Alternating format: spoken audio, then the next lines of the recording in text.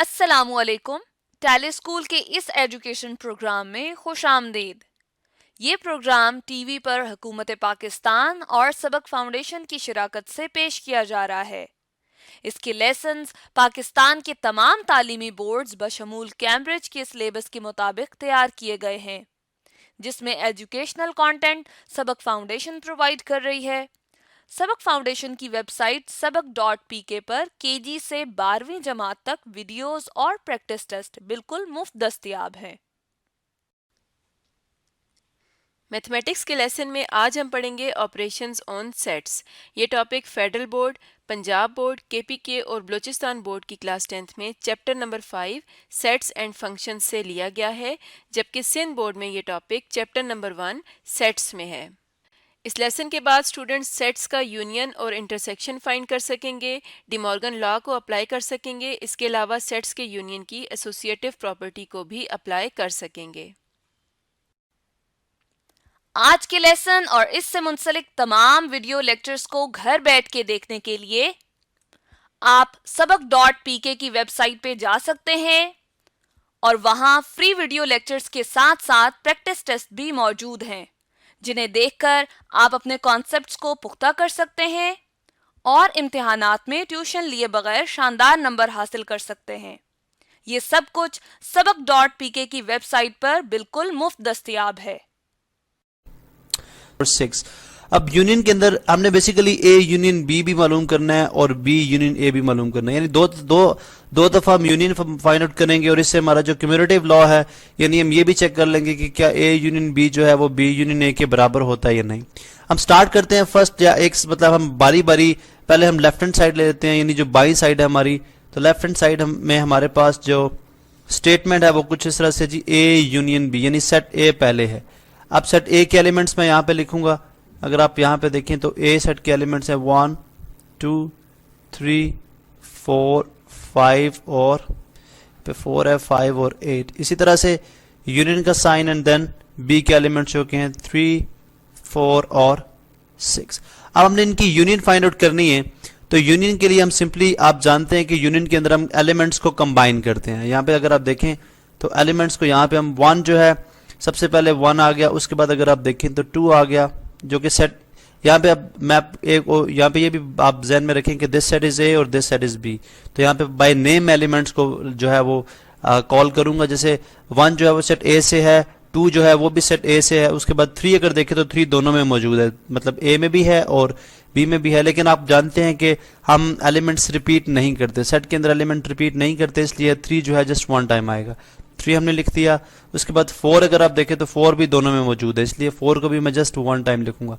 उसके बाद अगर आप देखें तो 5 जो कि जस्ट ए में है 5 आ जाएगा। उसके बाद अगर आप ऑर्डर में देखें तो 8 से पहले 6 आता है, तो 6 हम पहले लिख लेंगे और उसके बाद 8 हम लिख लेंगे। फर्क नहीं पड़ता, आप जानते हैं कि ऑर्डर जो है वो चेंज हो सकता है एलिमेंट्स का सेट के अंदर, तो हम सिंपली इस फॉर्म में लिख देंगे। तो ये हमारे पास ए यूनियन बी है, जो कि 1 2 3 4 5 6 और 8। अब जो हम राइट हैंड साइड है उसको फाइंड आउट कर लेते हैं।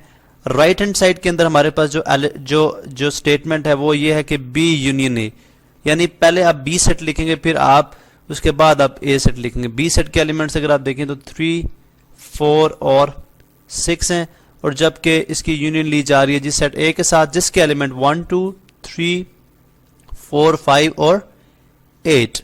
अब आप देखें कि इसके अंदर भी हम ऑर्डर का ख्याल रखेंगे, मतलब हम एक असेंडिंग ऑर्डर में नंबर लिखेंगे, पहले स्मॉल एंड देन ग्रेटर, ठीक है, ताकि जो कंपैरिजन हमारे लिए आसान हो जाए। अब अगर आप देखिए तो सबसे पहले अगर यहाँ पे जो बी सेट है, अगेन यहाँ पे मैं सेट के नेम लिख देता हूँ ताकि एलिमेंट्स को कॉल करते वक्त आप जो है आसानी के साथ अंडरस्टैंड कर सकें। ये सेट बी है और ये सेट ए है। तो सेट बी के अंदर जो फर्स्ट एलिमेंट है हमारे पास वो है 3, जबकि सेट ए की बात करते हैं तो ए के अंदर जो फर्स्ट एलिमेंट है वो 1। तो अगर आप असेंडिंग ऑर्डर के लिहाज से देखते हैं तो 1 पहले आता है, तो हम इसको पहले लिख लेते हैं 1। जैसे मैंने अर्ज किया कि आप इसका ऑर्डर तब्दील कर सकते हैं, लेकिन हमारे लिए कंपैरिजन, यानी हमारी जो लेफ्ट हैंड साइड आई है उसके अंदर अगर एलिमेंट्स को देखें तो वो अरेंज हुए हुए हैं आपके असेंडिंग ऑर्डर में, तो इसलिए हमने डायरेक्टली इसको असेंडिंग ऑर्डर में लिख लिया कि पहले 1 आ गया। उसके बाद देखें फिर नेक्स्ट अगर आप देखें तो 2 इसके अंदर मौजूद है और इसके अंदर 3 है, तो फिर 2 आ जाएगा, ठीक है। उसके बाद 3 दोनों के अंदर मौजूद है, फिर 3 आ गया। उसके बाद 4 भी दोनों के अंदर मौजूद है, फिर 4 आ गया, और उसके बाद 6 से पहले 5 ए के अंदर मौजूद है तो 5 पहले आ जाएगा, फिर 6 आएगा एंड देन फिर लास्ट एलिमेंट हमारे पास 8। अब ये हमारे पास है राइट हैंड साइड, ठीक है। अब अगर आप देखें इनके रिजल्ट्स को कंपेयर करें, यानी ए यूनियन मतलब ए यूनियन बी जो कि हमारी लेफ्ट हैंड साइड थी, और इसी तरह से बी यूनियन ए जो कि हमारी राइट हैंड साइड है, इनके रिजल्ट्स कंपेयर करने पे हमें ये बात समझ जाती है कि दोनों की दोनों साइड्स इक्वल है। इसका मतलब है कि ए यूनियन बी जो है वो इक्वल होता है बी यूनियन ए के, या इन अदर वर्ड्स हम ये कह सकते हैं कि यूनियन ऑफ टू सेट जो होती है वो क्यूमुलेटिव लॉ को भी होल्ड करती है, जो कि हमने फाइंड आउट नहीं करना था, लेकिन just as an additional information हम इस बात को कह रहे हैं कि क्यूमुलेटिव लॉ जो है वो होल्ड करता है, वो पाया जाता है यूनियन ऑफ टू सेट्स के अंदर।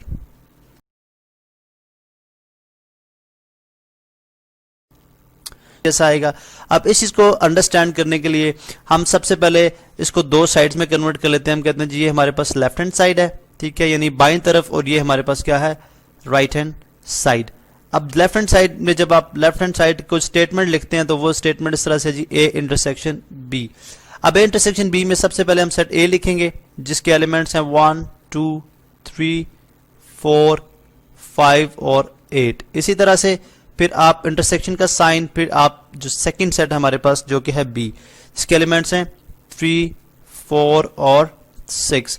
तो अब अगर आप देखें यहाँ पे तो हमें ये बात समझ आती है कि 1 2 3 4 5 8 इसके अंदर अगर आप देखें तो वो कौन से एलिमेंट्स हैं। पहले हम यहाँ पे सेट के नेम अगेन मेंशन करते हैं, ये हमारे पास सेट ए है और ये बी है। अब आप देखें कि वो कौन से हमारे पास सेट्स, वो कौन से एलिमेंट्स हैं दोनों सेट्स के अंदर जो कि कॉमन है, बिकॉज इंटरसेक्शन का मतलब ही है मुश्तरिक, ठीक है। हमने मुश्तरिक एलिमेंट जो कॉमन है, जो दोनों सेट्स के अंदर पाए जाते हैं, वो यहाँ पे हम जो हमारे पास ए यूनियन बी है उसके अंदर वो एलिमेंट्स यहाँ पे हम लिखते हैं, इनक्लोज कर देंगे। अब अगर आप देखें तो 1 जो है वो ए के अंदर तो है बट बी के अंदर नहीं है। इसी तरह से अगर आप एलिमेंट जो सेकंड एलिमेंट है सेट ए का जो कि 2 है उसको देखते हैं तो वो भी ए के अंदर मौजूद है, बी के अंदर नहीं है। अब हम ऐसे करते हैं 3 का थर्ड एलिमेंट की तरफ चलते हैं, तो थर्ड एलिमेंट अगर आप देखें तो 3 जो है वो ए के अंदर भी मौजूद है और वो बी के अंदर भी मौजूद है, तो वो यहाँ पे फर्स्ट एलिमेंट यहाँ पे आ जाएगा जी 3। इसके बाद अगर आप देखें तो 4 के ऊपर 4 को अंडरस्टैंड करते हैं या 4 को देखते हैं दोनों सेट्स के अंदर, 4 सेट ए के अंदर भी मौजूद है और जब हम बी सेट के अंदर देखते हैं तो 4 यहाँ पे भी मौजूद है। इसका मतलब है सेकंड एलिमेंट हमारे पास क्या आ गया 4। इसी तरह से अगर आप यहाँ पे देखें 5 को तो 5 जस्ट ए के अंदर मौजूद है लेकिन सेट बी के अंदर मौजूद नहीं है। उसके बाद 8 को अगर आप देखें तो वो ए के अंदर मौजूद है और बी के अंदर नहीं है। इसी तरह से आप बी के जो रिमेनिंग एलिमेंट्स हैं उनको भी अगर आप देख लें तो 6 जो है वो बी के अंदर है बट ए के अंदर नहीं है। ऑटोमेटिक कल सी बात है कि अगर हमने ए के सारे एलिमेंट को स्टडी कर लिए तो बी के ऑटोमेटिकली वो उसमें जो है वो मुश्तरिक एलिमेंट्स आ जाते हैं। तो हमारे पास जस्ट 2 एलिमेंट्स आते हैं 3 और 4 जो कि ए इंटरसेक्शन बी जो हमारी लेफ्ट हैंड साइड थी उसका रिजल्ट है। इसी तरह से अब हम राइट हैंड साइड की बात करते हैं। राइट हैंड साइड के अंदर अगर आप देखें तो हमारे पास उसकी स्टेटमेंट कुछ इस तरह से है कि इसमें जो सेट बी है वो पहले आ गया, उसकी इंटरसेक्शन हम ले रहे हैं सेट ए के साथ, ठीक है। अब हम देखते हैं कि इसमें इसको सॉल्व करने के लिए ऑफ कोर्स हम जो है सेट बी पहले लिखेंगे जिसके एलिमेंट 3 4 और 6 हैं। इसी तरह से intersection sign and then set A जिसके एलिमेंट 1 2 3 4 5 और 8 है। अब अगेन हम देखेंगे दोनों सेट्स के अंदर जो कॉमन एलिमेंट्स हैं। अब इसमें असेंडिंग ऑर्डर में लिखने की जरूरत है भी नहीं अगर आप स्ट्रेट करना चाहें, बिकॉज आप एक एक एलिमेंट को देख रहे हैं। जैसे 3 को हम देखें तो 3 ये आपको याद रहे कि again this set is B और दिस सेट इज ए, ठीक है। अब अगर सेट बी के अंदर 3 देखते हैं तो 3 जो है वो सेट ए के अंदर मौजूद है जो कि थर्ड एलिमेंट है इसका, तो 3 यहाँ पे आ जाएगा। इसी तरह से आप नेक्स्ट देखते हैं 4 जो है वो सेट बी के अंदर मौजूद है, 4 सेट ए के अंदर भी मौजूद है, 4 भी यहाँ पे आ जाएगा, ठीक है। उसके बाद प्रॉपर लिख लेते हैं जी। उसके बाद अगर आप देखें तो हमारे पास 6 जो है वो बी के अंदर मौजूद है लेकिन 6 ए के अंदर मौजूद नहीं है, और इसी तरह ए के रिमेनिंग एलिमेंट जो है बी के अंदर मौजूद नहीं है, तो लिहाजा यहाँ पे हम इसको इनक्लोज कर देंगे। ये हमारे पास राइट हैंड साइड का रिजल्ट है। अब अगर आप लेफ्ट हैंड साइड और राइट हैंड साइड के एलिमेंट को कंपेयर करते हैं, यहाँ पे हम जस्ट एक बॉक्स के अंदर बंद कर देते हैं इसको। ये हमारे पास लेफ्ट हैंड साइड है और ये हमारे पास राइट हैंड साइड है, तो दोनों के दो दो एलिमेंट्स है, इसका भी 3 4 है, इसका भी 3 4 है। इसका मतलब है कि लेफ्ट हैंड साइड जो है वो इक्वल होगी राइट हैंड साइड के। तो यहां से एक तो हमने इंटरसेक्शन कैसे ली जाती है वो सीखी, और उसके बाद दूसरा हमने क्या अंडरस्टैंड किया जी कि अगर आप इंटरसेक्शन लेते वक्त सेट्स की तरतीब आगे पीछे कर दे, इंटरसेक्शन पे फर्क नहीं पड़ेगा। इन सिंपल वर्ड्स के ये क्यूमुलेटिव लॉ को होल्ड करते हैं। यहाँ पे मैं क्यूमुलेटिव के स्पेलिंग भी लिख देता हूं ताकि आप जब बुक में से उसे फाइंड आउट करें तो आपको समझ आ जाए। क्यूमुलेटिव लॉ,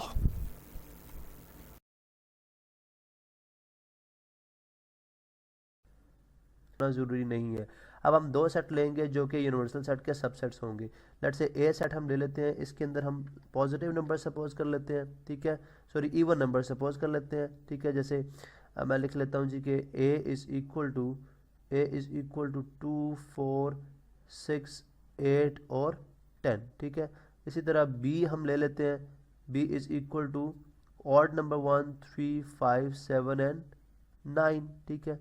ये हमारे पास दो सेट्स हो गए। अब हम इन पे अप्लाई करेंगे ये फर्स्ट स्टेटमेंट जो है डी मॉर्गन लॉज की, ठीक है, जो है लेफ्ट हैंड, हम इसको लेफ्ट हैंड साइड में और इसकी राइट हैंड साइड की फॉर्म में हम इसको प्रूव करेंगे कि अगर दोनों साइड्स इक्वल आती हैं, ठीक है।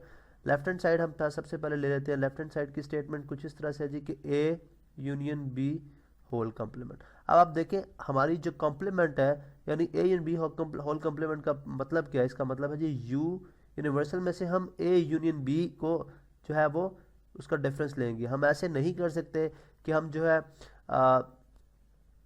ए यानी ए यू माइनस ए करें या यू माइनस बी करें, इस तरह से हम नहीं कर सकते। सबसे पहले हमें ए यूनियन बी लेना है बिकॉज होल कॉम्प्लीमेंट है। तो इस केस में हम देखते हैं जी ए यूनियन बी जो है वो किसके इक्वल आएगा। सबसे पहले हम देखते हैं जी ए यूनियन बी, ठीक है। अब इसको ये किस तरह से आएगा, इसमें सबसे पहले हम ए सेट लिखेंगे जो कि है 2 4 6 8 और 10, ठीक है। उसके बाद इसकी यूनियन हम ले रहे हैं बी के साथ जो कि है 1 3 5 7 एंड 9, ठीक है। इसी तरह अब हम इनकी यूनियन जब देखते हैं तो हमें पता चलता है जी यूनियन के अंदर ये दोनों जो है डिसजॉइंट सेट्स हैं, आपस में इनके तमाम के तमाम एलिमेंट्स यूनियन के अंदर आ जाएंगे। 1 2 3 4 5 6 7 8 9 एंड 10, ठीक है। अब अगर आप देखें तो जब मैं यूनिवर्सल सेट से इसका डिफरेंस लूँगा, ठीक है, यूनिवर्सल सेट से जब मैं इसका डिफरेंस लेता हूँ तो ऑब्वियस ही बात है कि यूनिवर्सल सेट जो है खुद यहाँ पे मैं शॉर्ट स्टेप में करूँगा। यूनिवर्सल सेट अगर आप देखें तो खुद यूनिवर्सल सेट 1 2 3 4 5 to 10 तक है, ठीक है। तो यहाँ पे अगर मैं देखूँ मेरे पास जो ए यूनियन बी आया है, ठीक है, यानी यहाँ पे याद रहे आपको कि ये हमारे पास क्या है ए यूनियन बी। अब अगर मैं इन दोनों सेट्स का, ठीक है, इन दोनों सेट्स का मैं डिफरेंस लूँ यानी वो एलिमेंट लिखूँ जो कि यू के अंदर तो है लेकिन ए यूनियन बी के अंदर नहीं है, तो यहाँ पे मेरे पास जो जवाब आएगा, ठीक है, लेफ्ट हैंड साइड में वो बिल्कुल क्या आएगा, खाली सेट। बिकॉज ए 1 से लेकर 10 तक यूनिवर्सल सेट के अंदर मौजूद है और ए यूनियन बी के अंदर भी तमाम के तमाम वही एलिमेंट्स हैं जो कि यू के अंदर है। तो लिहाजा हमारे पास जो U minus A union B यानी कि जो हमारे पास A union B whole complement जो है, ठीक है, वो किसके इक्वल है, वो खाली सेट के इक्वल है, ठीक है। यहाँ पे मैं मुख्तलिफ फाई की फॉर्म में लिख देता हूँ, वो क्या है, खाली सेट। अब हम इसकी राइट हैंड साइड को देख लेते हैं। जब हम राइट हैंड साइड की बात करते हैं जो कि है A complement intersection B complement, आपने ये बात रखनी है कि हमारी लेफ्ट हैंड साइड जो है वो क्या है, खाली सेट। अब हम राइट हैंड साइड की बात कर लेते हैं। राइट हैंड साइड क्या है जी, A complement intersection B complement, ठीक है, A complement intersection B complement. अब अगर आप ए कम्प्लीमेंट को देखें तो ए कम्प्लीमेंट, अब इसमें हमने ये होल कॉम्प्लीमेंट नहीं है बल्कि ये सेट्स की ए और बी की पहले अलहदा से कॉम्प्लीमेंट है, फिर उनकी आपस में इंटरसेक्शन है। तो सबसे पहले हम देखते हैं जी ए कॉम्प्लीमेंट जो किसके इक्वल होगा, यू माइनस ए के इक्वल होगा। अब यूनिवर्सल सेट किसके इक्वल है, 1 2 3 4, ठीक है, अप टू 10, और हमारे पास जो ए है वो इक्वल है इवन नंबर्स के साथ 2 4 6 8 और 10। तो अब अगर आप 1 से लेकर 10 तक के सेट से एक इवन नंबर का सेट जो कि 2 से 10 तक है उसको सब्ट्रैक्ट करेंगे, हमारे पास जो सेट बचेगा वो क्या होगा, ऑड नंबर का सेट हो जाएगा, यानी 1 आ जाएगा, 3 आ जाएगा, 5 आ जाएगा, 7 आ जाएगा और 9 आ जाएगा, ठीक है। इसी तरह जब आप बी कम्प्लीमेंट करेंगे तो बी कम्प्लीमेंट के अंदर यू माइनस बी होगा। अब आप देखें इसके अंदर तो ऑब्वियस ही बात है कि यू हमारे पास 1 2 3 4 अप टू 10 है, ठीक है। इसी तरह हमारे पास जो सेट जो है बी है वो ऑड नंबर का सेट है 1 3 5 7 9 का। अब अगर आप 1 से लेकर 10 तक यूनिवर्सल सेट से आप ऑड नंबर का सेट जो है 1 से 9 तक सब्ट्रैक्ट करेंगे तो आपके पास पीछे फर्स्ट जो है 5 इवन नंबर जो है 2 4 6 8 10 ये बच जाएगा। ठीक है, इसके जो इवन नंबर्स हैं, ठीक है, सेट में से जो हमारे पास इवन नंबर्स निकलते हैं 2 4 6 8। अब आपको याद रहे, यहाँ पे मैं मेंशन भी कर दूं कि हमारे पास u था, ये हमारे पास u माइनस ए है, ये हमारे पास u माइनस बी है। अब ये कॉमन सेंस की बात है, ये ऑब्वियस बात है कि आप देखें यूनिवर्सल में से जब आप a निकालते हैं तो आपके पास जो है वो ऑड नंबर का सेट निकलता है। ठीक है, यानी फर्स्ट 5 ऑड नंबर्स। ठीक है, इसी तरह जब यूनिवर्सल सेट से आप b निकालते हैं तो आपके पास फर्स्ट 5 इवन नंबर्स निकलते हैं, फर्स्ट 5 इवन नंबर्स निकलते हैं। अब अगर आप देखें तो ऑड नंबर्स हैं और ये इवन नंबर्स हैं, यानी ए कम्प्लीमेंट ऑड नंबर है, ऑड नंबर पे मुश्तमिल है, बी कम्प्लीमेंट इवन नंबर पे मुश्तमिल है। जब हम इनकी इंटरसेक्शन करेंगे, ठीक है, जब हम इनकी इंटरसेक्शन अगर कर लें, यानी A intersection A complement intersection B complement, तो ऑड और इवन में कोई भी एलिमेंट जो है वो मुश्तरक नहीं होगा, यानी कोई भी कॉमन एलिमेंट नहीं होगा। तो हमारे पास आंसर क्या आएगा, एम्प्टी सेट को इस तरह लिख लें और किस तरह 5। तो हमारे पास हमने यहाँ पे देख लिया कि हमारे पास जो लेफ्ट हैंड साइड है, यानी हमारे पास जो लेफ्ट हैंड साइड है वो राइट हैंड साइड के इक्वल आ गई है। तो लिहाजा हम ये बात कर सकते हैं कि A union B whole complement जो है, ठीक है, वो इक्वल होता है A complement intersection B complement की। ये थी डी मॉर्गन की फर्स्ट स्टेटमेंट। नेक्स्ट लेक्चर में हम बात करेंगे डी मॉर्गन की सेकंड स्टेटमेंट पे।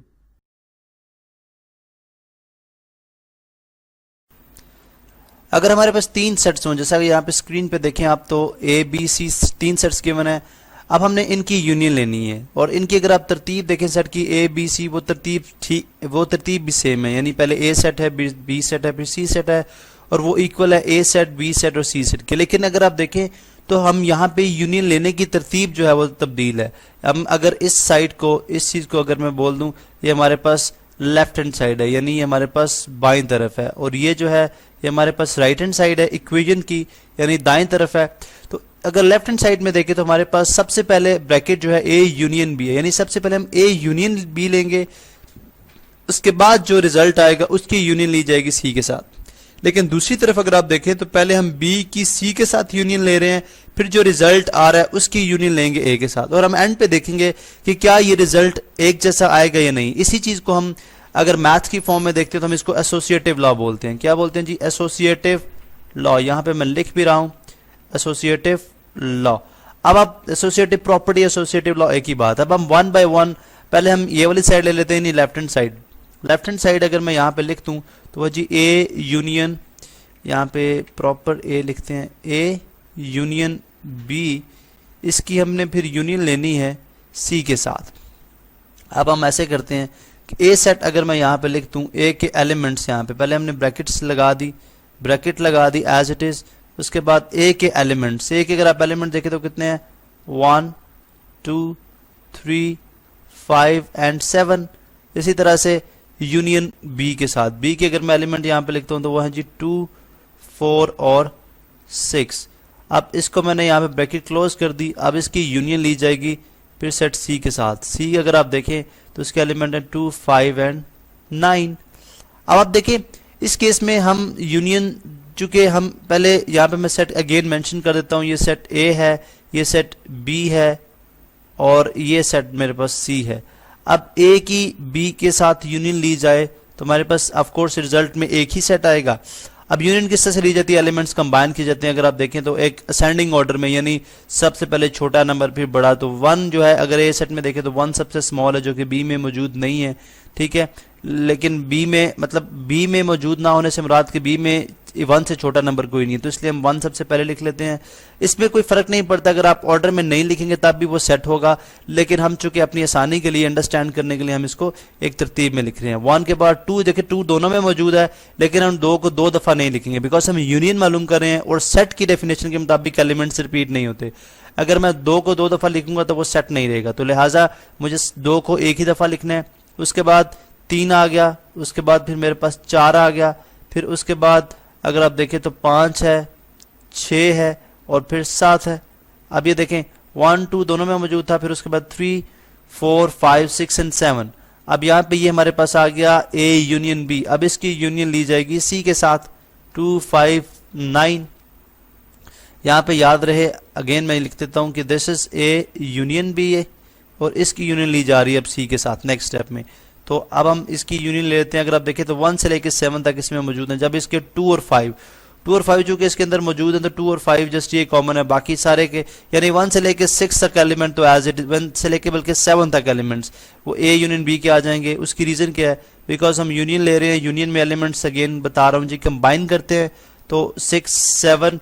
अब एक एलिमेंट जो है C में जो डिफरेंट है वो 9, वो यहाँ पे आ गया। तो ये हमारे पास आ गई लेफ्ट हैंड साइड यानी कि बाईं